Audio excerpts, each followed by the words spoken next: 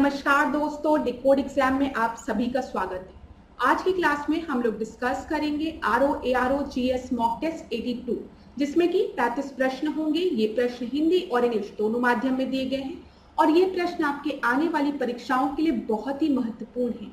तो चलिए आज की क्लास को स्टार्ट करते हैं मेरे साथ, ऐश्वर्या सिंह के साथ। आज की क्लास को स्टार्ट करने से पहले थोड़ी सी इंफॉर्मेशन मैं आप लोगों को दूंगी फाउंडेशन कोर्स की, जो कि डिकोड एग्जाम आप लोगों के लिए लेकर आया है। इस फाउंडेशन कोर्स में एंटायर आरओ के सिलेबस को कवर किया गया है थ्रू वीडियो लेक्चर्स। यहाँ पर आपको नोट्स पीडीएफ के फॉर्मेट में प्रोवाइड कराई जाएगी, आपको टेस्ट सीरीज प्रोवाइड की जाएगी जहां पर आप अपने परफॉर्मेंस को इवेलुएट कर सकती हैं। साथ ही साथ आपको टेलीग्राम ग्रुप पे ज्वाइन कराया जाएगा, जहां पर अगर आपको किसी भी तरीके का डाउट होता है तो आप फैकल्टी से पूछ सकते हैं। अगर इस कोर्स से रिलेटेड आपको कोई भी इंफॉर्मेशन चाहिए क्लास, तो आप इस नंबर पर व्हाट्सएप करिए, स्क्रीन पर आपको दिया गया है। यहाँ पर आपको सारी इंफॉर्मेशन प्रोवाइड करा दी जाएगी। डिकोड एग्जाम आप लोगों के लिए समान हिंदी की पुस्तक भी लेकर आया है, जो कि आप घर बैठे ऑर्डर कर सकते हैं फ्लिपकार्ट या फिर अमेजोन से, या फिर अगर आप चाहें तो इसको अपने नियरेस्ट बुक स्टोर पर जाकर खरीद भी सकते हैं। परीक्षा की दृष्टि से महत्वपूर्ण पुस्तक है ये समान हिंदी की, तो एक बार आप इसका अध्ययन जरूर करिए। और अगर इससे रिलेटेड आपको कोई भी इंफॉर्मेशन चाहिए तो आप इस नंबर पर व्हाट्सएप करिए। चलिए आज की क्लास का हम पहला प्रश्न देखेंगे। पहले प्रश्न को देखिए, पल्लवों को परास्त करने के उपलक्ष्य में किस चोल शासक ने कोदंड राम की उपाधि धारण की थी? तो कोदंड राम की उपाधि किसके द्वारा धारण की गई थी? आदित्य प्रथम द्वारा, राजराज प्रथम द्वारा, राजेंद्र प्रथम द्वारा या कुलोत्तुंग प्रथम द्वारा? तो इस प्रश्न का जो सही उत्तर है वो आपका है आदित्य प्रथम द्वारा इस उपाधि को धारण किया गया था। जब भी हम चोल राज की बात करते हैं, चोल साम्राज्य की बात करते हैं, तो इसकी स्थापना किसके द्वारा की गई थी बताइए? इसकी स्थापना विजयालय द्वारा की गई थी। विजयालय ने नरकेसरी की उपाधि धारण की थी जब इन्होंने तंजौर पर अपना अधिकार कर लिया था। इसी तरीके से एक प्रश्न पेपर में और बनता है, इंपॉर्टेंट है इसलिए मैं डिस्कस कर रही हूँ कि गंगाई कोंड चोल की उपाधि किसने धारण की थी? देखिए कहीं कहीं आपको दिया रहता है गंगाई कोंड चोल या कहीं कहीं गंगाई कोंड चोला, तो दोनों एक ही है, तो कंफ्यूज मत होइएगा। एक कहीं कहीं इंग्लिश में लगा दिया जाता, नहीं लगाया जाता, तो उसके लिए परेशान नहीं होना है। तो आप याद रखेंगे गंगाई कोंड चोला की उपाधि राजेंद्र प्रथम द्वारा धारण की गई थी। और राजेंद्र प्रथम किसके पुत्र थे?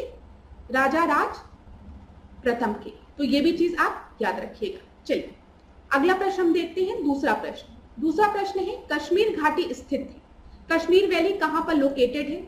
जब भी मैं बृहद हिमालय बोलूंगी तो बृहद हिमालय मतलब ग्रेट हिमालय रेंज की बात कर रहे हैं, तो इंग्लिश में परेशान मत होइएगा। बृहद मतलब ग्रेट, ठीक है? तो बृहद हिमालय व पीर पंजल के मध्य में कश्मीर घाटी है, या कांगड़ा व धौलाधर रेंज के मध्य में, पर्वत श्रेणी के मध्य में, या बृहद हिमालय व धौलाधर श्रेणी के बीच में, या फिर पीर पंजाल व महाभारत श्रेणी के बीच में? तो इस प्रश्न का जो सही उत्तर है वो आपका है ए। जब भी हम कश्मीर वैली की बात करते हैं तो ये ग्रेट हिमालयन रेंज और पीर पंजाल के बीच में लोकेटेड है। क्लास यहाँ पर हम एक बार लोकेशन देख लेते हैं। यहाँ पर आपको पता है ये कैराकोरम रेंज है, ठीक है? ट्रांस हिमालय की जब भी हम बात करते हैं, ट्रांस हिमालय, तो उसमें सबसे ऊपर आपको दिखेगा तो कैराकोरम रेंज है, ठीक है, जिसको कि कैराकोरम रेंज। फिर उसके बाद आपके लद्दाख, फिर जास्कर। याद रखिएगा सबसे पहले कैराकोरम है, फिर इधर ये आपका लद्दाख है, फिर ये जास्कर रेंज है, ठीक है? फिर इधर आप जाएंगे सबसे नीचे तो ये आपके शिवालिक श्रेणी है। तो यहाँ पर चलिए एक एक चीज को अभी हम डिस्कस करते हैं। अभी हमने क्वेश्चन में डिस्कस किया आपसे कि कश्मीर वैली कहाँ पर लोकेटेड है, तो मैंने आपको बताया ग्रेट हिमालय और पीर पंजाल रेंज के मध्य में। ऐसे ही कुल्लू कांगड़ा घाटी पूछता है तो ये आपके हिमाचल प्रदेश में है, और ये किन किन श्रेणियों के बीच में है? तो ये आपके बृहद हिमालय और धौलाधर रेंज के बीच में है। काठमांडू घाटी आप सभी को पता है नेपाल में है, ये भी बृहद हिमालय और लघु हिमालय के मध्य में है। याद रखिएगा ग्रेट हिमालय और लघु हिमालय के मध्य में है। श्रीनगर, डल झील और वुल्लर झील, पेपर में कई बार पूछा है कि वुल्लर झील कहाँ पे लोकेटेड है, डल झील कहाँ पर लोकेटेड है, तो आप याद रखेंगे डल झील, वुल्लर झील या फिर श्रीनगर की बात हो, ये सब आपकी कश्मीर घाटी के पार्ट है, ठीक है? हिमाचल प्रदेश की अगर जो राजधानी है शिमला की हम बात करें तो ये किस श्रेणी में आती है आपकी? तो ये धौलाधर श्रेणी में आती है। पेपर में पूछा गया प्रश्न है इसलिए आपको रिवाइज करा रही हूँ। सिक्किम की चुंबी घाटी जो है वो आपके बृहद हिमालय और लघु हिमालय के मध्य में है। तो ये याद रखिएगा। अगर आप चाहें तो स्क्रीनशॉट भी ले सकती हैं। क्लास यहाँ पर देखिए इस तरीके से भी आपके लिए ये मैंने एक फॉर्मेट ले आया है, तो अगर आप चाहें तो इसका स्क्रीनशॉट ले लीजिए, ये ज्यादा अच्छा रहेगा। स्क्रीन पे आप लोगों को दिख रहा होगा मुझे लगता है, अगर नहीं दिख रहा है तो मैं थोड़ा सा साइड होती हूँ ताकि चीजें क्लियर हो। ठीक है, यहाँ पर देखिए जब भी हम पीर पंजाल पर्वत की बात करते हैं तो ये जम्मू कश्मीर में है। ठीक है, धौलाधर मैंने अभी बताया आपका हिमाचल प्रदेश में है। महाभारत पर्वत श्रेणी कहाँ पर है? नेपाल में है। ठीक है, नाग तिब्बवा आपका नेपाल में है। और जब मसूरी की बात करते हैं तो आप सबको पता है ये उत्तराखंड में है। तो इतनी चीजें आप याद रखिएगा पेपर की दृष्टि से। चलिए थर्ड प्रश्न को अब हम देखते हैं, थोड़ा बड़ा प्रश्न है, तो हिंदी इंग्लिश दोनों में दिया गया है। जहां पर इंग्लिश की जरूरत होगी मैं वहां पर बताऊंगी। ठीक है, क्योंकि मुझे ये भी रहता है कि आप लोगों का टाइम भी बचे, ऐसा ना हो कि क्लास बहुत लंबी हो जाए और आप लोगों को गेन कुछ ना हो। तो मेरी पूरी कोशिश रहती है कि इंग्लिश मीडियम और हिंदी मीडियम वाले स्टूडेंट्स को दिक्कत ना हो, चीजें क्लियर हो, लेकिन समय भी मतलब बचे आप लोगों का। चलिए संसदीय प्रक्रिया की बात की गई है। ठीक है, पार्लियामेंट्री प्रोसीजर की बात की गई है। संसदीय प्रक्रिया तथा उसके कार्यों के समापन की व्यवस्था के अंतर्गत शून्यकाल की बात की गई है। क्वेश्चन आर की बात की गई है। शून्यकाल की शब्दावली पर विचार कीजिए तथा बताइए कौन से कथन इस विशिष्ट शब्दावली के संदर्भ में सही है। ठीक है, कौन सा करेक्ट है आपका क्वेश्चन आवर से रिलेटेड स्टेटमेंट। तो संसद के दोनों सदनों में प्रश्नकाल के तुरंत बाद का 1 घंटे का काल शून्यकाल कहलाता है। देखिए जो हाउस ऑफ पार्लियामेंट है, पार्लियामेंट के जो हाउस है उसमें 1 घंटा immediately after the question hour, उसको हम 0 आवर कहते हैं, ये बोला गया है। इसमें बिना पूर्व सूचना के सार्वजनिक महत्व का कोई भी प्रश्न उठाया जा सकता है। कोई भी पब्लिक इंपॉर्टेंट प्रश्न हो, इश्यू हो, उसको क्वेश्चन आवर में मतलब 0 आवर में आपका पूछा जा सकता है विदाउट एनी मतलब कोई पहले की नोटिस ना दी गई हो तभी पूछा जा सकता है, ये बोला गया है। फिर भारतीय संसदीय प्रक्रिया में शून्यकाल का उल्लेख अनुच्छेद 351 में है। तो क्लास यहाँ पर एक चीज याद रखिएगा, क्वेश्चन आवर के बारे में कहीं पर भी मेंशन नहीं है, किसी भी आर्टिकल में मेंशन नहीं है। तो थर्ड स्टेटमेंट जो आपकी दी गई है वो आपकी बिल्कुल गलत है। तो 3 यहाँ पर भी है, 3 यहाँ पर भी है। अब यहाँ पर जो 2 स्टेटमेंट आपकी दी गई है, क्वेश्चन आवर के तुरंत बाद वाला जो घंटा होता है वो 0 आवर होता है, ये आपका बिल्कुल सही है। ठीक है, और 0 आवर में कोई भी पब्लिक इंपॉर्टेंस से रिलेटेड प्रश्न उठाया जा सकता है, ये भी सही है। तो इस प्रश्न का आपका सही उत्तर जो है थर्ड का वो बी है। ठीक है, कभी भी अगर आपसे कोई पूछे कि शून्यकाल कहाँ पर मेंशन है हमारे कॉन्स्टिट्यूशन में, तो कह दीजिएगा कहीं पे भी मेंशन नहीं है। ठीक है, 0 आवर, शून्यकाल या क्वेश्चन आवर मेंशन नहीं है, ये चीज याद रखिएगा। चलिए चौथे प्रश्न को अब हम देखते हैं। निम्नलिखित में से कौन सा सही सुमेलित नहीं है? नहीं पूछा गया है, इसको अंडरलाइन कर लीजिए। तो यहाँ पे सबसे पहले कार्टेजिना प्रोटोकॉल की बात की गई है। कार्टेजिना प्रोटोकॉल बायोसेफ्टी से रिलेटेड है। हाँ, ये बायोसेफ्टी से रिलेटेड है, एकदम सही है। स्टॉकहोम सम्मेलन की बात करें तो ये अनवरत जैविक प्रदूषक की बात की गई है। यहाँ पे परसिस्टेंट ऑर्गेनिक पॉल्यूटेंट की बात की गई है स्टॉकहोम सम्मेलन में, पीओपी की, तो ये भी एकदम सही है। मॉन्ट्रियल प्रोटोकॉल आपका ओजोन परत से रिलेटेड है, एकदम सही है, ये तो मैंने आपसे कई बार डिस्कस किया है। ठीक है, क्योटो प्रोटोकॉल जल संरक्षण से रिलेटेड है, नहीं, ये आपका बिल्कुल गलत है। जब भी हम क्योटो प्रोटोकॉल की बात करते हैं तो आपको मैंने बताया है यहाँ पे ग्रीन हाउस गैसेस की बात की जाती है। ठीक है, यहाँ पर ग्लोबल वार्मिंग की बात की जाती है, ये चीज आप याद रखिएगा।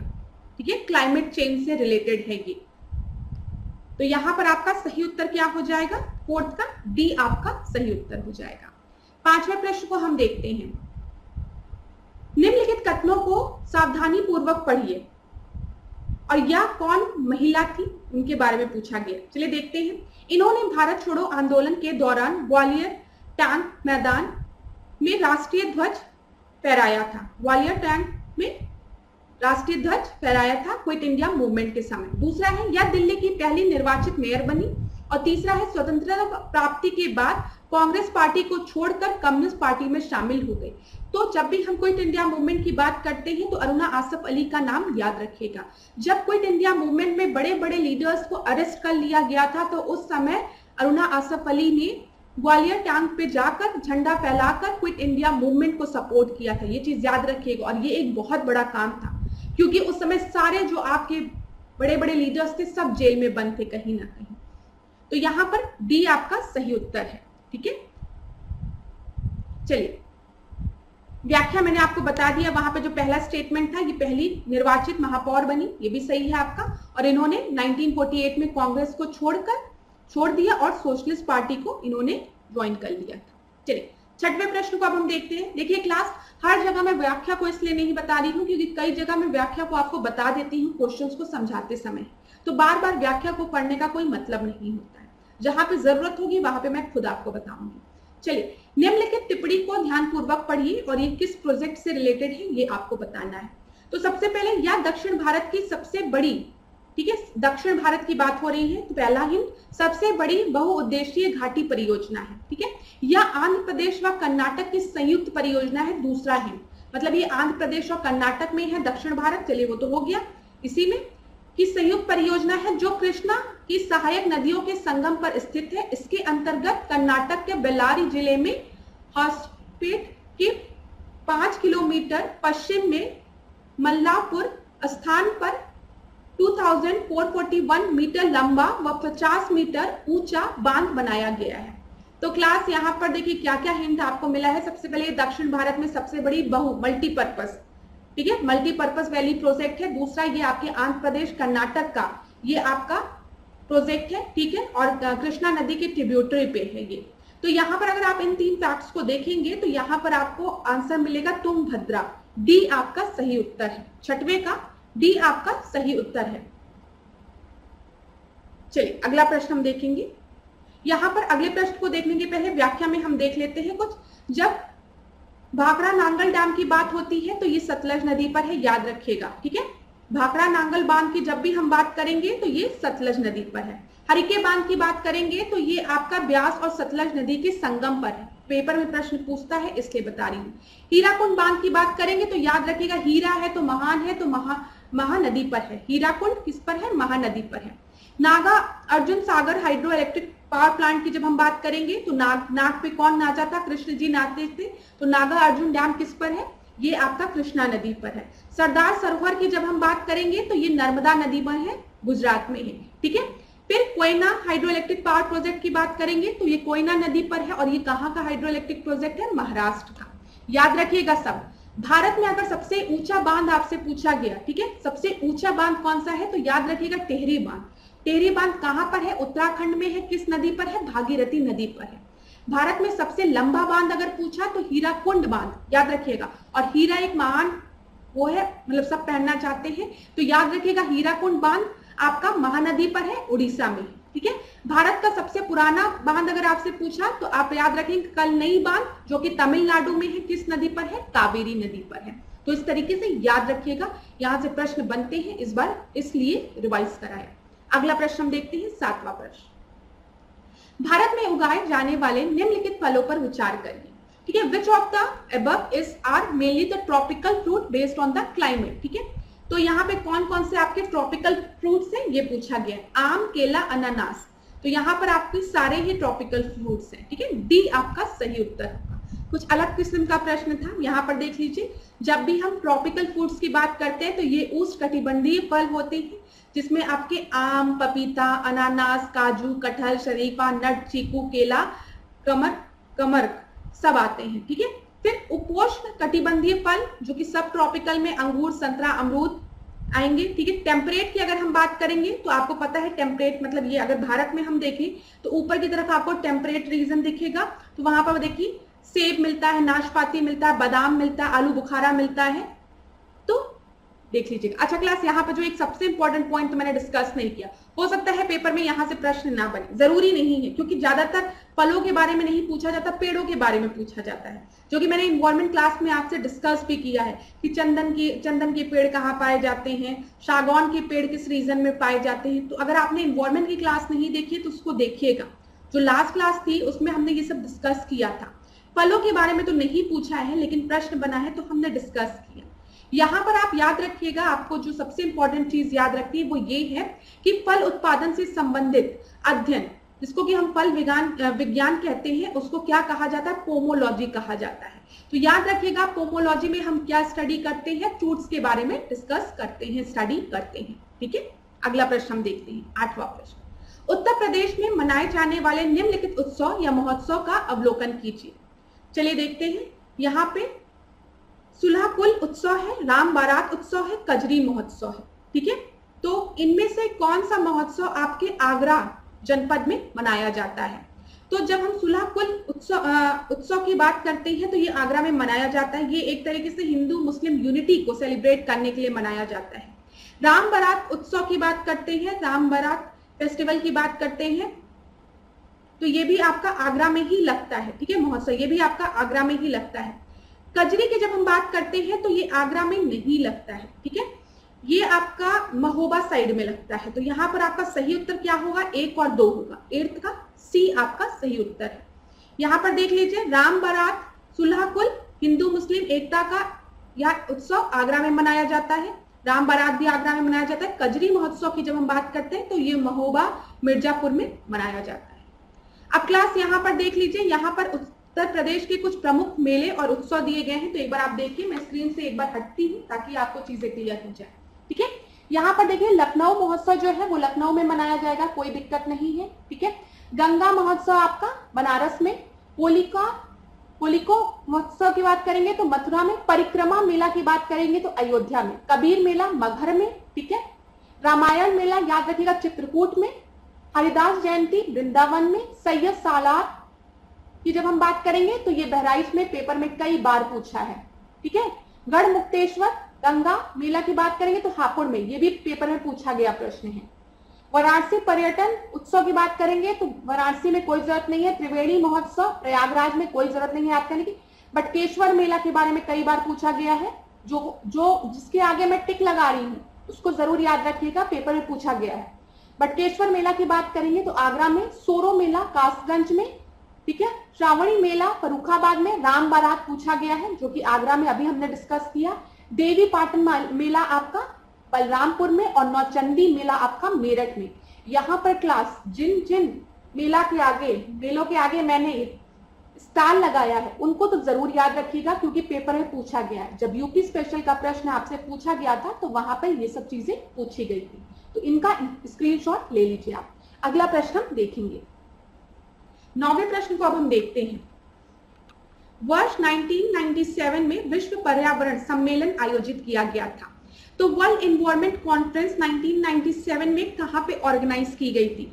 रियो दी जेनेरियो में, नैरोबी में, क्योटो में या फिर न्यूयॉर्क में? तो यहाँ पर जो आपका सही उत्तर है वो है क्योटो में। ठीक है, 1992 का जो आपका विश्व पर्यावरण सम्मेलन था इसको हम रियो समिट कहते हैं, याद रखिएगा। इसको हम क्या कहते हैं? रियो समिट कहते हैं या फिर अर्थ समिट कहते हैं। ये सब चीजें मैंने आपको एनवायरनमेंट की क्लास में बताया है। ठीक है, और इसमें क्या क्या आया था? एजेंडा 21, अगर कभी आपसे पूछे कि एजेंडा 21 कब आया था, तो 1992 में जो अर्थ समिट आपका हुआ था रियो दी जेनेरियो में, ब्राजील में, उसमें एजेंडा 21 आया था। 1997 में 5 साल बाद इसको हम रियो +5 भी कहते हैं, याद रखिएगा। रियो +5 क्यों? क्योंकि 5 साल बाद हुआ था, तो 1992 में जब आप 5 जोड़ेंगे तो 1997 होगा और ये क्योटो में हुआ था और इसी में आपका क्योटो प्रोटोकॉल आया था।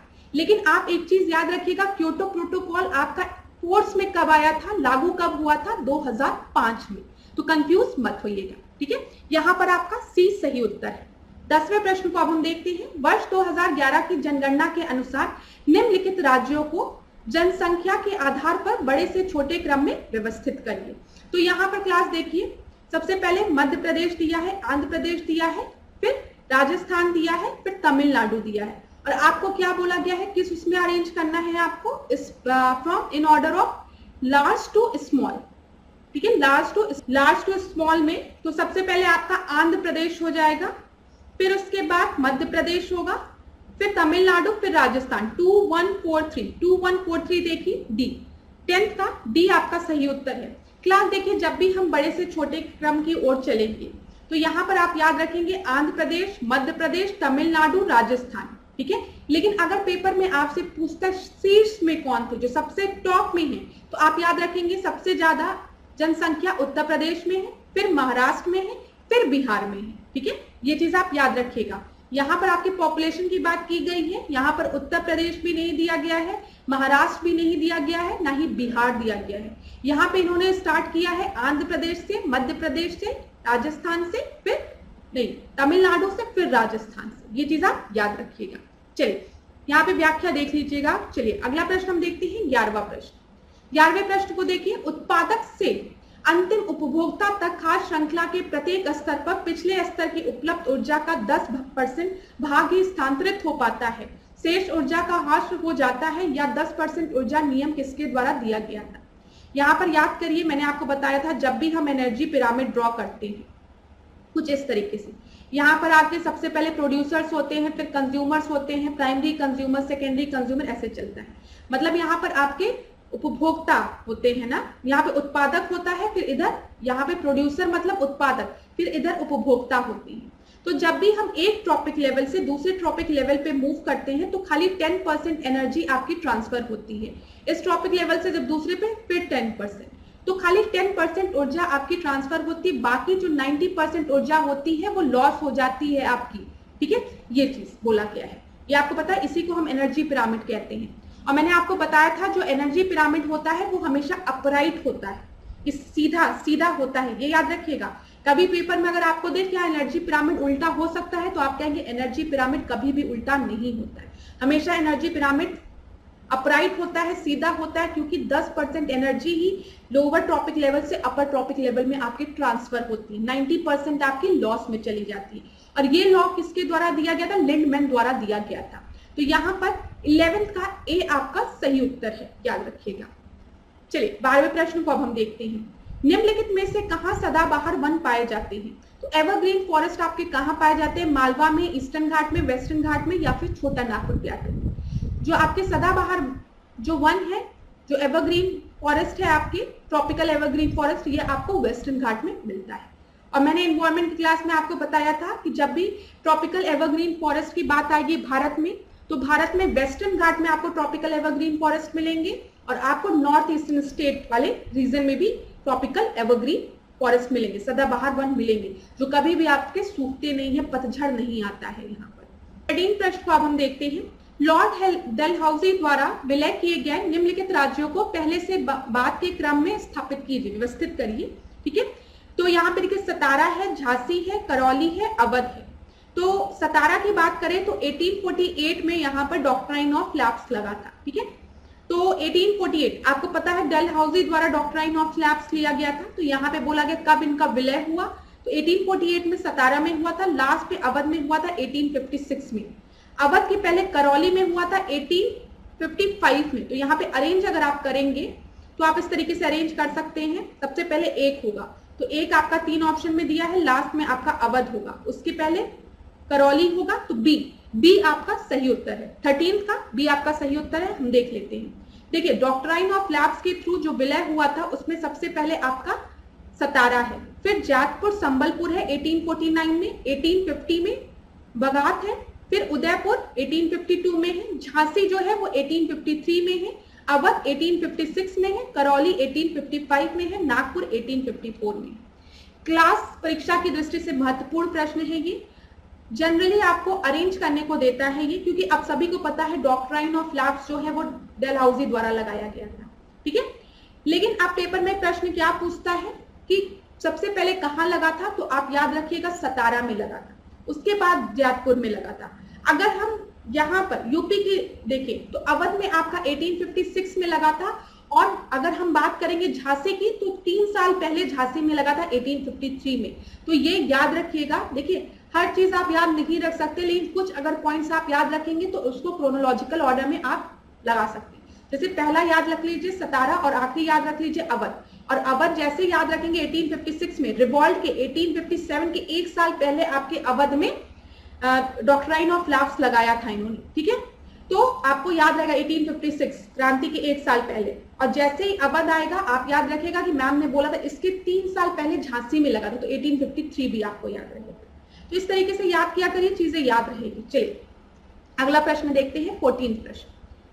कौन सा भारतीय राज्य नेपाल के साथ सर्वाधिक लंबी सीमा बनाता है। इस तरीके के प्रश्न पेपर में बहुत इजी प्रश्न होते हैं और पूछ लेते हैं, जरूरी नहीं है हर साल पूछे, 1 साल गैप के बाद फिर पूछ लेते हैं। ठीक है, तो यहाँ पर सबसे लॉन्गेस्ट बाउंड्री नेपाल के साथ कौन शेयर करता है, बिहार शेयर करता है। 14 का सी आपका सही उत्तर है। यहाँ पर देख लीजिए, यहाँ पर आपको कंट्री के नाम दिए गए हैं और स्टेट और यूनियन टेरिटरीज जो इनके साथ बाउंड्री शेयर कर रही है।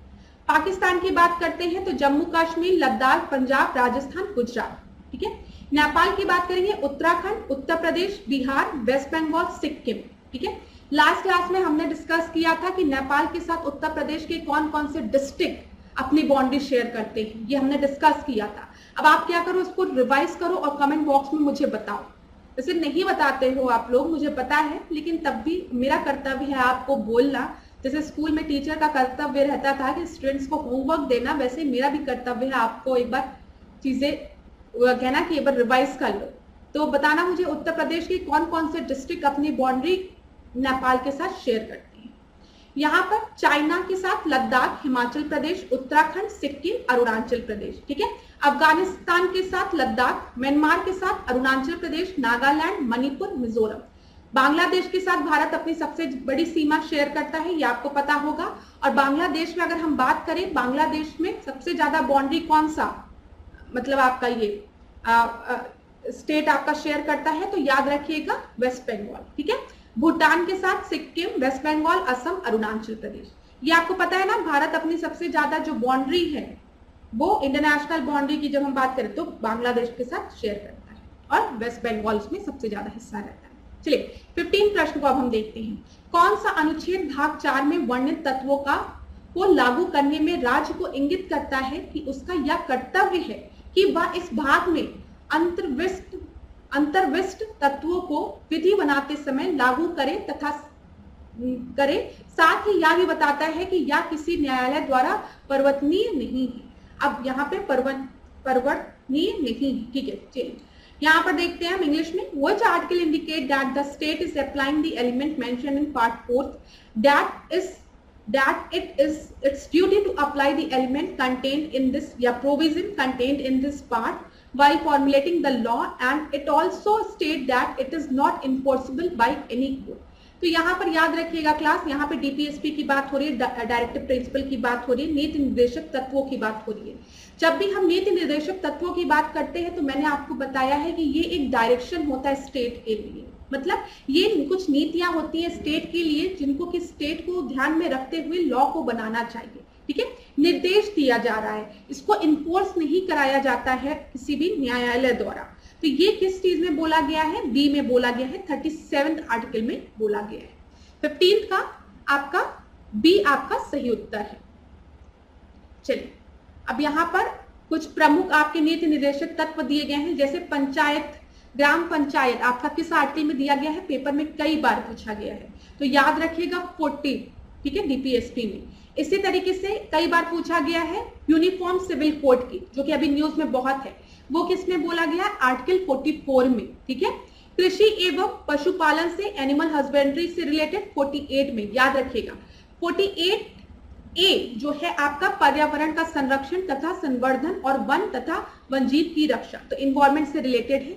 और मैंने आपको बताया था, आप ये याद रखिएगा 42nd कॉन्स्टिट्यूशनल अमेंडमेंट के थ्रू कौन कौन से डीपीएसपी आपके ऐड किए गए थे, ये भी मैंने आपको बताया था, ठीक है। तो ये भी आप थोड़ा रिवाइज करिएगा। फिर से प्रश्न सुनिए, 42nd कॉन्स्टिट्यूशनल अमेंडमेंट के थ्रू, 42nd संविधान संशोधन के थ्रू कौन से नीति निर्देशक तत्व आपके संविधान में जोड़े गए थे, इसका उत्तर मुझे कमेंट बॉक्स में बताइएगा, रिवाइज करिए।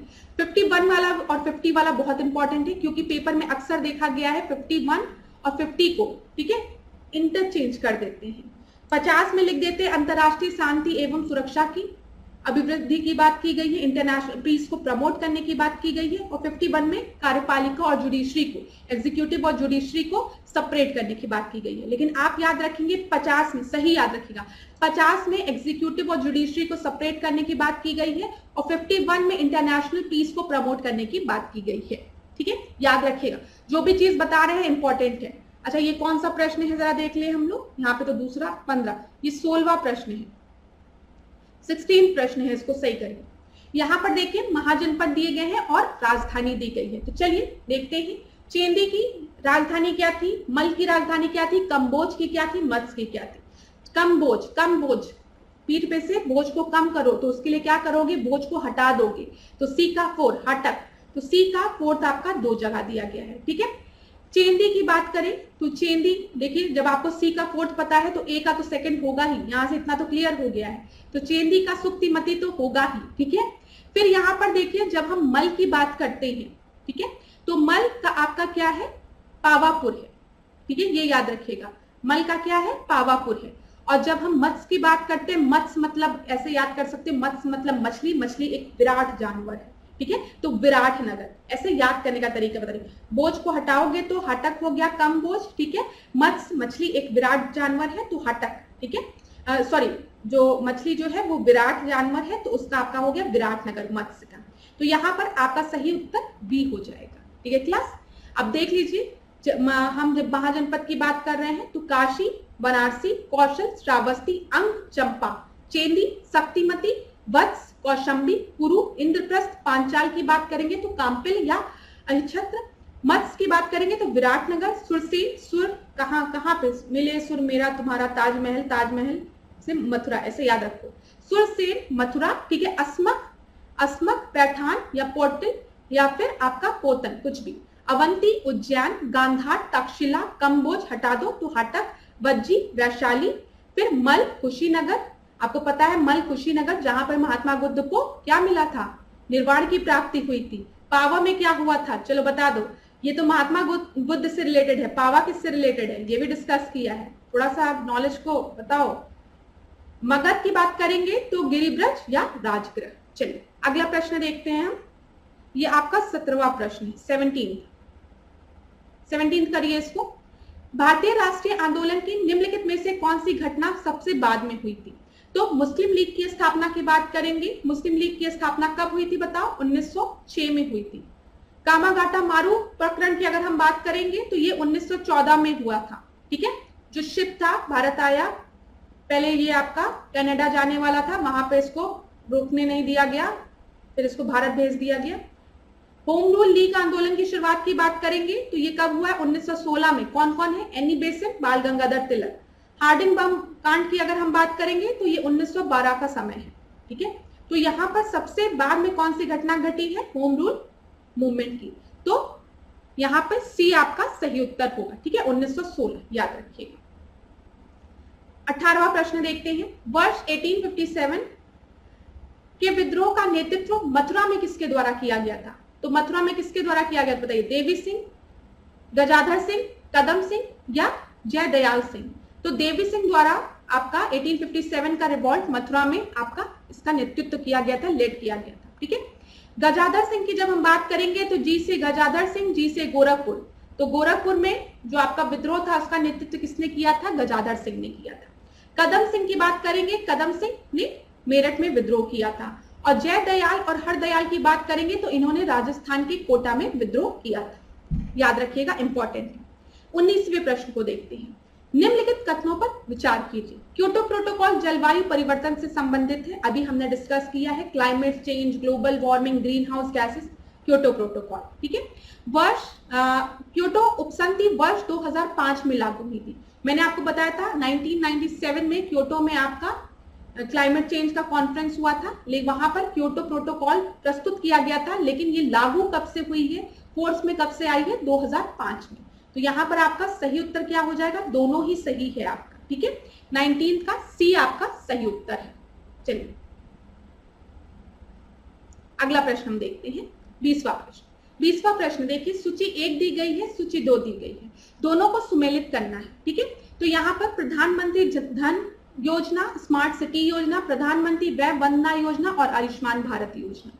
तो यहाँ पर क्लास देखते हुए चलते हैं कि आपका सही उत्तर कौन सा है। तो देखिए जब हम बात करते हैं प्रधानमंत्री जन धन योजना की, तो ये आपका 2014 में आया है, तो ए का आपका सेकंड हो गया। स्मार्ट सिटी मिशन की बात करेंगे तो 2015 में, बी का फर्स्ट हो गया, ए का सेकंड, बी का फर्स्ट यहाँ पे दिया गया, ठीक है। प्रधानमंत्री वय वंदना योजना की बात करेंगे तो ये 2017, आयुष्मान भारत 2018। तो इस प्रश्न का सही उत्तर क्या होगा? डी, आपका डी सही उत्तर होगा। तो यहाँ पर देख लीजिएगा, पेपर में प्रश्न पूछ लेता है जो इंपॉर्टेंट स्कीम रहती है उनसे रिलेटेड कि ये स्कीम आपकी कब प्रारंभ हुई थी। 21वां प्रश्न हम देखते हैं। यहाँ पे यात्रियों के नाम दिए गए हैं और ये यात्री किसके शासन काल में आए थे ये दिया गया है, ठीक है। तो एक एक देखते हुए चलते हैं। क्लास देखिए, यहाँ पे दो तरीके से प्रश्न बनता है। कभी कभी यात्री आपके किस देश से बिलोंग करते हैं, किस कंट्री से बिलोंग करते हैं, ये प्रश्न पूछ लेता है। अब यहाँ पर आपसे पूछा गया है किसके शासन में आए थे, तो कंट्री भी याद रखिएगा, शासन भी याद रखिएगा। मुझे तो हमेशा से याद रहता है ह्वेंगसॉन्ग जो है वो चीनी यात्री थे, किसके समय में आए थे, एस से ह्वेंगसॉन्ग और उस एस से आपके हर्षवर्धन। ठीक है, तो बी का फर्स्ट होगा। पहले ही देखते ही सबसे पहले यही दिखता है, बी का फर्स्ट। तो बी का फर्स्ट तो यहाँ पर एक ही उसमें दिया गया है, तो यहाँ पर आपका बी सही ऑप्शन होगा। लेकिन हम और ऑप्शन को देखते हैं। डायमेकस की बात करेंगे तो डायमेकस किसके समय पे आया था, बिंदुसार के समय में आया था। ठीक है, याद रखिएगा। इब्न बतूता की बात करेंगे तो याद रखिएगा, इब्न बतूता एमबीटी के समय में आया था, मोहम्मद बिन तुगलक के समय में आया था। एमबीटी तो मोहम्मद बिन तुगलक, तो इब्न बतूता कहां से बिलोंग करता था, एम से, मोरक्को से। ठीक है, ये भी याद रखिएगा। तो सी का फोर्थ। निकोलो कांटी की जब हम बात करते हैं तो ये देवराय प्रथम के समय में आए थे। बी आपका बिल्कुल सही आंसर है। चलिए यहाँ पर देख लीजिए क्लास, कुछ और को मेगास्थनीज की बात करेंगे तो ये एक यूनानी था जो कि चंद्रगुप्त मौर्य के समय में आया था, आप सबको पता है। डायमेकस की बात करेंगे तो ये सीरिया से बिलोंग करता था, बिंदुसार के समय में आया था। ठीक है, पायोंग की बात करेंगे तो ये आपके चंद्रगुप्त द्वितीय के समय में आए थे, चंद्रगुप्त विक्रमादित्य द्वितीय के समय। ह्वेंगसांग की बात करेंगे तो हर्षवर्धन के समय। मार्को पोलो की बात करेंगे तो ये कायाल पांड्य राजा थे। ठीक है, इब्न बतूता की बात करेंगे तो मोरक्को से आए थे और एमबीटी के समय में आए थे। निकोलो कांटी की बात करेंगे तो ये देवराय प्रथम के समय में आए थे। इसका स्क्रीनशॉट लीजिए, पेपर में प्रश्न बनता है, रिपीट हो जाता है प्रश्न, तो छोड़िएगा नहीं, पढ़ लीजिएगा। चलिए 22वें प्रश्न को हम देखते हैं। भारत में शीतकालीन पवनों की दिशा क्या होती है, विंटर विंड्स की बात की गई है, इनकी दिशा क्या होती है, उत्तर से दक्षिण, उत्तर पूर्व से दक्षिण पश्चिम, दक्षिण पश्चिम से उत्तर पूर्व और दक्षिण पूर्व से उत्तर पूर्व। तो यहाँ पर आपका 22वें का जो सही उत्तर है वो उत्तर पूर्व से दक्षिण पश्चिम। ठीक है, north east to south west. तो 22वें का बी आपका सही उत्तर है। अब यहाँ पे देख लीजिए क्लास, कभी अगर पेपर में आपसे पूछा ये वाली लाइन देखिए, ये हवाएं ग्रीष्म ऋतु में हिंद महासागर से बहकर आती हैं, भारत में 90% वर्षा दक्षिण पश्चिम मानसून से होती है। तो पेपर में कई बार ये पूछा गया है कि भारत में जो आपकी 90% वर्षा होती है वो किस मानसून द्वारा होती है, तो यह याद रखिएगा, साउथ वेस्ट। ठीक है, याद रखिएगा जो बताया है पॉइंट। 23वें प्रश्न को देखते हैं। चलिए, अमेज़न बेसिन के वर्षा वन विश्व में सबसे बड़े एवं घने हैं। ठीक है, अमेज़न बेसिन जो है वो लार्जेस्ट और डेंस यहाँ पे आपके जो वन है। ठीक है, यहाँ पे देख लीजिएगा, ये अमेज़न कर लीजिएगा। आपको पता है कि ये जो है आपका ये जो रीजन है उसको लंग्स भी कहते हैं, पृथ्वी का फेफड़ा कहते हैं, ये याद रखिएगा। यहाँ के ट्रॉपिकल फॉरेस्ट की बात हो रही है, द रेन बेसिन नहीं, रेन बेसिन मत करो, ये गलत है, इंग्लिश में गलत ट्रांसलेट किया है।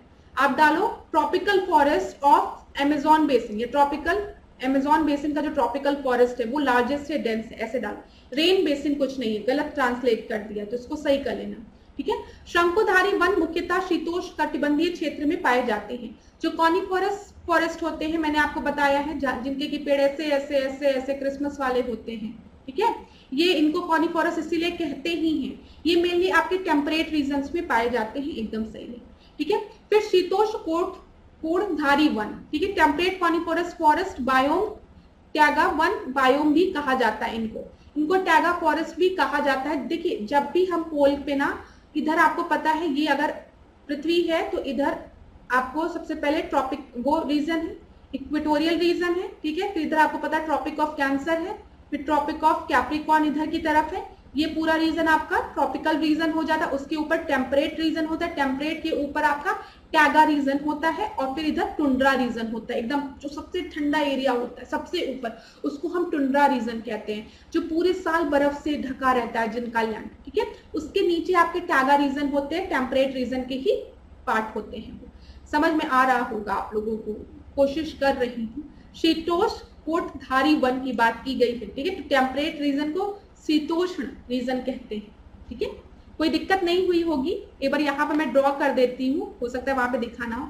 अगर ये आपका ग्लोब है क्लास, ठीक है, ये आपको पता है विस्तृत रेखा है, ये आपके इक्वेटर है, इक्वेटर के इधर आपको पता है कर्क है, ठीक है, ट्रॉपिक ऑफ कैंसर है, इधर ट्रॉपिक ऑफ कैप्रिकॉन है, ये आपका ट्रॉपिकल रीजन होता है, इतना पता है। इसके ऊपर आपके टेम्परेट रीजन होते हैं, टेम्परेट रीजन के ही इधर आपका टैगा रीजन होता है, ठीक है। और जो सबसे ऊपर पोल की तरफ ये दो रीजन होते हैं, इनको हम टुंड्रा, ये टुंड्रा रीजन कहलाता है। ये क्या है? ये टुंड्रा रीजन है, ठीक है। टुंड्रा रीजन मतलब यहाँ पर ना जो आपका जमीन है वो पूरे साल बर्फ से ढकी हुई है, बहुत ठंडा रीजन होता है। कई कई जगह आप पढ़ेंगे कि साउथ पोल में टुंड्रा रीजन आपके नहीं पाए जाते हैं, ठीक है। तो यहाँ पे क्योंकि पानी है ना, अगर साउथ पोल में आप आएंगे तो इधर लैंड एरिया कम है, ठीक है। यहाँ पे मेनली आपके ओशियन है, ये सब चीजें आपको पता होगी। इधर आर्कटिक ओशन है, इधर एंटार्क्टिक वाला है ना, तो पानी ज्यादा है। इसी वजह से लोग कहते हैं जो टुंड्रा रीजन का जो मेन एक्सटेंशन है वो आपका नॉर्थ पोल में है, ये चीज याद रखिएगा। चलिए 24 प्रश्न को देखते हैं। उत्तर प्रदेश देश की जीडीपी के लगभग कितने प्रतिशत का योगदान करता है? तो यहाँ पर आपका सही उत्तर है 8.8। 24 का बी आपका सही उत्तर है। 25वें प्रश्न को देखते हैं। क्षेत्रफल की दृष्टि से सबसे बड़ा जैव मंडल आरक्षित है, ठीक है।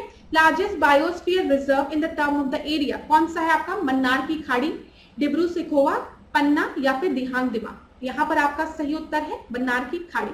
25 का ए आपका सही उत्तर है। और सबसे छोटा पूछेगा क्षेत्रफल की दृष्टि से तो आप याद रखेंगे डिब्रू सिखोवा। यहां पर देख लीजिए, बायोस्फीयर रिजर्व की बात की गई है, जैव मंडलीय आरक्षित एरिया की बात की गई है, ठीक है। नीलगिरी आपका तमिलनाडु, कर्नाटक, केरल रीजन में आता है। नंदा देवी उत्तराखंड में। नोकरेक, नोकरेक यहाँ पे मेघालय जब ड्रॉ करोगे तो दो नोक दिख रही है आपको, एम ड्रॉ करोगे तो ये कहाँ है? मेघालय में। सुंदरबन मैंने आपको इन्वायरमेंट की क्लास में बताया है, वेस्ट बंगाल में है। यहाँ पे आपके मैंग्रोव्स पाए जाते हैं, याद रखिएगा।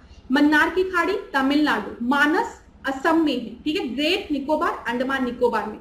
सिंपली पाल कई बार पेपर में पूछा है, कहाँ है? उड़ीसा में। नोकरेक भी कई बार पूछा है, मेघालय में। मानस तो कई बार पूछा है, कहाँ है? असम में, ठीक है। डिब्रू सिखोवा आपका असम में है, याद रखिएगा। दिहांग दिमाग अरुणाचल प्रदेश में। पंचमढ़ी मध्य प्रदेश में। कंचनजंगा कई बार पूछा है, कहाँ है? सिक्किम में है। अगस्तमलाई केरल तमिलनाडु में, ठीक है। अचानक कमार अमरकंटक मध्य प्रदेश छत्तीसगढ़ में। कच्छ का रण आप सभी को पता है गुजरात में है, ठीक है।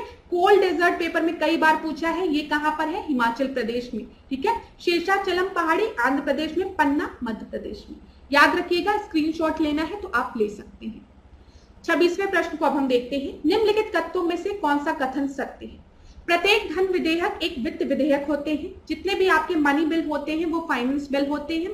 दूसरा दिया, राज्यसभा वित्त विधेयक को संशोधित कर सकती है, राज्यसभा फाइनेंस बिल को अमेंड कर सकती है। थर्ड है, वित्त विधेयक केवल लोकसभा में प्रस्तुत किया जा सकता है। देखिए क्लास, याद रखिएगा, जितने भी मनी बिल होते हैं वो फाइनेंस बिल होते हैं, वित्त विधेयक होते हैं, जितने भी धन विधेयक होते हैं। लेकिन जो धन विधेयक है वो आपका खाली लोकसभा में प्रस्तुत किया जाता है, ठीक है। खाली लोकसभा में इंट्रोड्यूस किया जा सकता है मनी बिल, ठीक है। लेकिन जब हम बात करते हैं वित्त विधेयक की तो ये आपके लोकसभा और राज्यसभा दोनों जगह प्रस्तुत किया जा सकता है, ये चीज याद रखिएगा। तो थर्ड आपका गलत है, क्योंकि यहाँ पे वित्त विधेयक की बात की गई है, ठीक है। अगर यहाँ पर मनी बिल की बात कर दी गई होती धन विधेयक की, तब ये आपका सही होता। तो तीसरा जैसे ही आपका गलत होगा, आपके पास पहला ही बचा, एक और दूसरा। राज्यसभा अमेंड कर सकती है फाइनेंस बिल को, एकदम सही है। मनी बिल, हर मनी बिल आपका फाइनेंस बिल होता है, लेकिन हर फाइनेंस बिल वित्त विधेयक आपका मनी बिल नहीं होता है, याद रखिएगा। तो यहाँ पर आपका सही उत्तर ए हो गया। 27वें प्रश्न को देखते हैं। जब कोई वस्तु ऊपर से गिराई जाती है तो उसका भार होता है। When an object is dropped from the above, its weight, वो जीरो रहता है, अपरिवर्तित रहता है, मतलब कोई चेंज नहीं होता है, चेंजेबल होता है, परिवर्तनशील होता है, या इनमें से कोई नहीं। यहाँ पर आपका सही उत्तर है सी, चेंज होता रहता है। अगर हम वेट की बात करेंगे तो weight is equal to mass mg होता है, ठीक है। यहाँ पर देखिए, जब हम g की बात करते हैं तो ये आपके ग्रेविटेशनल फोर्स की बात कर रहे हैं, ठीक है। ये चीज आप याद रखिएगा। वस्तु का द्रव्यमान तो समान रहेगा, जो उसका मास है वो तो हर जगह सेम रहेगा, परंतु वस्तु का जो भार विभिन्न स्थानों पे विभिन्न होता है, ये चीज आप याद रखिएगा। क्यों? मास कभी चेंज नहीं होगा, लेकिन जब हम वेट की बात करेंगे तो वेट आपका किस पे भी डिपेंड करता है? आपका यहाँ पर जी पे, मास इंटू जी, ये चीज याद रखिएगा ये क्लास, ठीक है। वस्तु का द्रव्यमान तो आपका समान रहता है, परंतु वस्तु का भार जो है वो स्थान स्थान पर भिन्न होता है। अगला प्रश्न हम देखते हैं, मस्तिष्क का कौन सा भाग शरीर के संतुलन को बनाता है? Fore brain, middle brain, post brain या फिर स्पाइनल कॉर्ड? यहां पर आपका सही उत्तर है जो पीछे का हिस्सा होता है, पोस्ट ब्रेन जो होता है, हिंड कहते हैं इसको, पोस्ट नहीं कहते इसको, हिंड कहते हैं, ठीक है, हिंड ब्रेन। तो 28 का सी आपका सही होगा। देखिए यहाँ पर जब भी हम बैलेंस की बात करते हैं ना, तो ये जो है सेरिब्रम, ये बॉडी में बैलेंस का काम करता है। सेरिब्रम की सेरिबेलियम है ये, सॉरी सेरिबेलियम। जब भी हम सेरिब्रम की बात करते हैं तो सेरिब्रम आपका यहाँ पे प्रेजेंट होता है और ये आपके सोचने के लिए रिस्पॉन्सिबल होता है, ये चीज याद रखिएगा। लोग कहते हैं जब भी अल्कोहल का कंजप्शन किया जाता है, जब भी लिकर, ठीक है, तो उस समय सबसे पहले जो अल्कोहल है वो हिट करती है सेरिबेलियम को, ठीक है, ये चीज याद रखिएगा। क्यों सेरिबेलियम को हिट करती है? क्योंकि देखिए इंसान अपनी बॉडी को बैलेंस नहीं करता है, उसकी चाल जो है वो डगमगाने लगती है। तो ये याद रखिएगा, पश्च ये हिंड ब्रेन कहते हैं इसको, पोस्ट ब्रेन यहाँ लिखा है। तो 28 का सी आपका सही उत्तर है। चलिए अगला प्रश्न देखते हैं, 29 प्रश्न क्या है, इंडियन लीग की स्थापना किसने की थी? तो इंडियन लीग की स्थापना गणेश वासुदेव जोशी द्वारा की गई थी, शिशिर कुमार घोष द्वारा की गई थी, एमजी राणे द्वारा की गई थी या आनंद मोहन घोष द्वारा की गई थी? यहाँ पर आपका सही उत्तर है शिशिर कुमार घोष ने इंडियन लीग की स्थापना की थी। 29 का बी आपका सही उत्तर है, ठीक है, याद रखिएगा। अब यहाँ पर क्लास कुछ चीजों को हम देख लेते हैं। बंग प्रकाश सभा की अगर हम बात करेंगे तो उसकी स्थापना राजा राम मोहन रॉय द्वारा की गई थी 1836 में। राजा राम मोहन रॉय द्वारा आपके ब्रह्म समाज और आत्मीय सभा की भी स्थापना की गई थी, ये चीज याद रखिएगा। लैंड होल्डर सोसाइटी की जब हम बात करेंगे तो द्वारका नाथ टैगोर द्वारा 1838 में, ठीक है, कोलकाता में। यहाँ पर हम जितने भी एसोसिएशंस की बात कर रहे हैं, इंस्टीट्यूशंस की बात कर रहे हैं, राजनीतिक संस्थाओं की बात कर रहे हैं, ये सारे आपके 1885 के पूर्व में बने हुए हैं, ये चीज याद रखिएगा। कांग्रेस के पूर्व 1885 में आपकी इंडियन नेशनल कांग्रेस का गठन होता है, उसके पूर्व की बात करें तो बंग प्रकाशक सभा की बात करेंगे Raja Ram Mohan Roy, land holder society की Dwarka Nath Tagore, British Indian association की राधाकांत देव, ठीक है, बॉम्बे एसोसिएशन की आप सभी को पता है दादा भाई नरोजी, लंदन इंडियन एसोसिएशन की जो कि 1886 में 1865 में आपका फॉर्म हुआ था दादा भाई नरोजी द्वारा लंदन में, ईस्ट इंडियन एसोसिएशन की दादा भाई नरोजी द्वारा 1867 में लंदन में, याद रखिएगा। पूना सार्वजनिक सभा की जब हम बात करते हैं तो यहाँ पे हम एमजी राणे की बात करते हैं, वासुदेव जोशी की बात करते हैं। इंडियन लीग की बात करेंगे तो शिशिर कुमार घोष द्वारा 1875 में, ठीक है, इंडियन नेशनल कांग्रेस के 10 साल बनने के पहले आपका इंडियन लीग आपका फॉर्म हो गया था शिशिर कुमार घोष द्वारा 1875 में कोलकाता में। इंडियन एसोसिएशन की बात करते हैं तो सुरेंद्र नाथ बनर्जी द्वारा, एस.एन. बनर्जी द्वारा 1876 में कोलकाता में। मद्रास महाजन सभा की बात करेंगे, पेपर में कई बार पूछा है, सुब्रमण्यम अय्यर, ठीक है, आनंद चालू और एम वीर राघवचारी द्वारा। बम्बई प्रेसिडेंसी एसोसिएशन की बात करेंगे, पेपर में कई बार पूछा है, फिरोज शाह मेहता, बरुद्दीन तैयबजी और केटी तालन, इन तीनों का नाम याद रखिएगा, पेपर में पूछा गया है।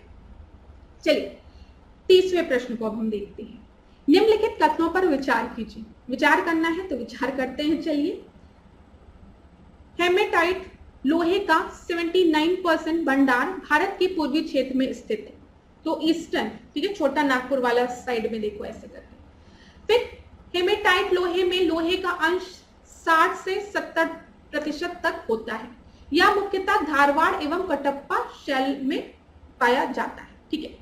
यहाँ पर देखिए क्लास, जो तीनों स्टेटमेंट आपके दिए गए हैं वो बिल्कुल सही है। मैंने आपको पहले भी बताया है, जब भी हम धारवाड़ रीजन की बात करते हैं तो यहाँ पर आपको मिनरल्स मिलते हैं, ठीक है। जब हम गोंडवाना रीजन की बात करते हैं तो यहाँ पे आपका कोयला मिलता है, कोयला, कोल वाला रीजन, ठीक है, याद रखिएगा।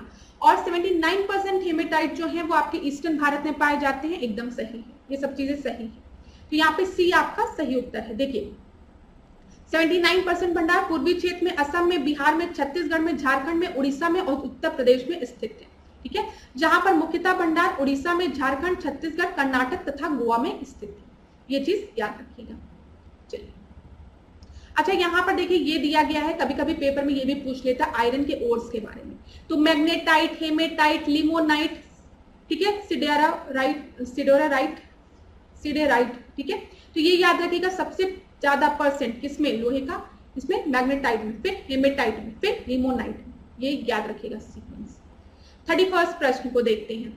यहाँ पर आपको ट्राइब्स दी गई है, जनजाति दी गए हैं और संबंधित राज्य दिए गए हैं। तो बताइए सिक्किम में आपकी कौन सी जनजाति पाई जाती है? लेप्चा। तो ए का थर्ड 2 जगह दिया गया, वेरी गुड। चलो फिर मेघालय दिया गया। मेघालय में कौन सी आपकी पाई जाती है? मेघालय में गारो खासी जयंतिया, ये आपके रेंज भी है ना, गारो खासी जयंतिया मेघालय रेंज में, मेघालय में हिल्स है। तो बी का फोर्थ यहां दिया गया, ठीक है। मणिपुर की बात करें तो मणिपुर में कुकी, मैंने आपको बताया कुका कहां? पंजाब में। कुकी कहां? मणिपुर में। फिर अरुणाचल प्रदेश में अपतनी, तो यहां पर सी आपका सही उत्तर होगा, 31 का सी। अब यहां पर देख लीजिए, जब भी मणिपुर की बात करेंगे कुकी, मैटी, नागा, अंगामी। मेघालय गारो खासी जयंतिया मिखिर। मिजोरम की बात करेंगे तो लाखर, चकमा, लुसाई। नागालैंड में नागा। सिक्किम में लेप्चा लिम्पू, पेपर में कई बार पूछा है। त्रिपुरा में रियांग भी कई बार पूछा है, याद रखिएगा त्रिपुरा में। अरुणाचल प्रदेश में आप याद रखेंगे डबला याद रखेंगे, डबला याद रखेंगे। अरुणाचल प्रदेश में डाफर याद रखेंगे, गुजरात में, ऐसे याद रखिएगा। कूका याद रखेंगे कहां पर? पंजाब में। कुकी याद रखेंगे मणिपुर में, ठीक है। यहाँ पे देखिए हिमाचल प्रदेश में गद्दी, ठीक है। जम्मू कश्मीर में गद्दी, ठीक है, ये याद रखेगा। बकरवाल कहां पर? जम्मू कश्मीर में। उत्तराखंड की बात करेंगे तो थारू, भोटा, भोटिया, कोय, नीति। असम में आबोर कई बार पूछा गया, मिखिर कई बार पूछा गया, लुसाई भी पूछा गया है। झारखंड में सांथाल, मुंडा, हो सब। तमिलनाडु में तो टोडा इतनी बार पेपर में पूछा है कि टोडा जनजाति कहाँ की? टी से तमिलनाडु, टी से टोडा। राजस्थान की बात करेंगे तो यहाँ पे भील, बंजारा, कोली, सांसी, ठीक है। मध्य प्रदेश में गोंड, मुरिया, बैक, कोल, मुंडा, बंजारा। तो ये देख लीजिएगा, ट्राइब से रिलेटेड प्रश्न पेपर के लिए इंपॉर्टेंट है। यहाँ पे इंडियन ट्राइब्स भी पूछा जाता है, भारत में जो जनजाति, साथ ही साथ वर्ल्ड में जो ट्राइब्स है उनसे भी रिलेटेड प्रश्न पूछा जाता है। तो दोनों ही इंपॉर्टेंट है, ये चीज याद रखिएगा। चलिए 32वें प्रश्न को देखते हैं। निम्नलिखित में से भारत का वह राज्य कौन सा है जो गंधक सल्फर के उत्पादन में अग्रणी है, ठीक है। तो बताइए, असम है, हरियाणा है, पंजाब है, तमिलनाडु है, क्या है? तो यहाँ पर आपका सही उत्तर क्या है? हरियाणा है। 32 का बी आपका सही उत्तर है, ठीक है। जब भी हम गंधक की बात करेंगे सल्फर की, तो यहाँ पे हरियाणा, गुजरात, महाराष्ट्र, ठीक है। चलिए 33 प्रश्न को देखते हैं। निम्न में से कौन कथक कलाकार नहीं है? बिरजू महाराज, किशन महाराज, लच्छू महाराज, सितारा देवी। तो यहाँ पर बिरजू महाराज, लच्छू महाराज, सितारा देवी ये सब कथक से रिलेटेड हैं, लेकिन किशन महाराज जो हैं वो कथक से रिलेटेड नहीं है, वो तबला वादक है। ये चीज याद रखिएगा, ठीक है। ये एक तबला वादक है। 34 प्रश्न को अब हम देखते हैं।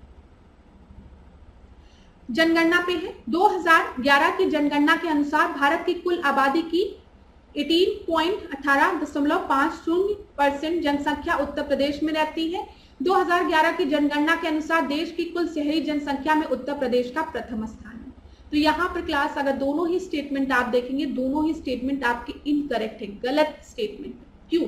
अगर हम जनगणना 2011 के अनुसार देखेंगे, सेंसस 2011 के अनुसार, तो उत्तर प्रदेश में 16.50% पॉपुलेशन है, ना कि 18.50, ठीक है। पहली मिस्टेक। दूसरी मिस्टेक अगर आप देखेंगे, देश की कुल शहरी जनसंख्या में प्रथम स्थान जो है वो उत्तर प्रदेश का नहीं है, वो महाराष्ट्र का है, जबकि उत्तर प्रदेश का द्वितीय सेकंड स्थान है, ये याद रखिएगा। चलिए, अगर देश की कुल ग्रामीण जनसंख्या की बात करेंगे तो उसमें उत्तर प्रदेश का प्रथम स्थान है। 35 प्रश्न देखते हैं।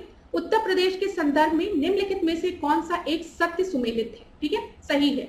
सबसे छोटा पक्षी विहार महावीर स्वामी, ठीक है। सबसे बड़ा वनजीव विहार चंद्रप्रभा, उत्तर प्रदेश की बात की गई है। सबसे पुराना वनजीव विहार हस्तिनापुर, और भीमराव अम्बेडकर पक्षी विहार बेती। तो यहाँ पर आपका जो गलत है या सही है, यहाँ पे क्या बोला गया?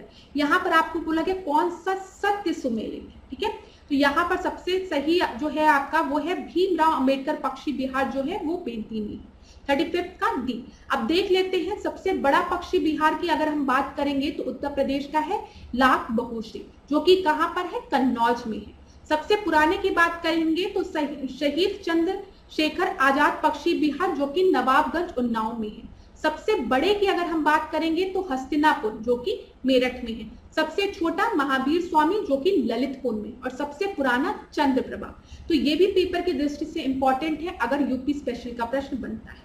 क्लास यहाँ पर देख लीजिए, पक्षी बिहार दिए गए हैं और उत्तर प्रदेश के जिले दिए गए हैं। नवाबगंज पक्षी बिहार, जिसको कि हम चंद्रशेखर आजाद पक्षी बिहार भी कहते हैं, ये उन्नाव में है और सबसे पुराना है, 1984 में बना था। बखीरा की बात करेंगे तो संत कबीर नगर, ठीक है। समान की बात करेंगे तो ये आपका मैनपुरी। पार्वती अरंगा की बात करेंगे, कई बार पूछा है, गोंडा में है। विजय सागर आपका महोबा में है। पटना पक्षी बिहार एटा में है, कई बार पूछा है, ठीक है। सुरहाताल पक्षी बिहार बलिया में है। लाग बहोशी जो है वो आपका कहां पर है, कन्नौज में है। भीमराव अंबेडकर प्रतापगढ़ में है, ठीक है, ये चीज याद रखिएगा, प्रतापगढ़ में, मेंधी में। सांडी पक्षी बिहार हरदोई में। समसपुर पक्षी बिहार रायबरेली में। सुर सरोवर पक्षी बिहार जो है वो आपका आगरा में है, ठीक है। और ओखला पक्षी बिहार जो है वो गाजियाबाद में है या फिर गौतम बुद्ध नगर में, ठीक है। तो यहाँ पर इतनी चीजों को हमने डिस्कस किया। आज की क्लास को हम यही पे एंड करेंगे। आज की क्लास में हमने 35 प्रश्नों को देखा, उनकी व्याख्या देखी, उनसे रिलेटेड जो इंपॉर्टेंट पॉइंट्स थे उसको डिस्कस किया। अगर आपको क्लास अच्छी लगी हो तो क्लास को लाइक करिए, शेयर करिए, और अगर किसी भी क्वेश्चन में प्रॉब्लम है तो कमेंट बॉक्स में बताइएगा, नेक्स्ट क्लास में उसको हम डिस्कस करेंगे। तो thank you so much class, आज के सेशन को यहीं पे एंड करेंगे। इसी तरीके से मेरे साथ ऐश्वर्या सिंह के साथ डिकोड एग्जाम के साथ बने रहिए। आपका दिन मंगलमय। धन्यवाद।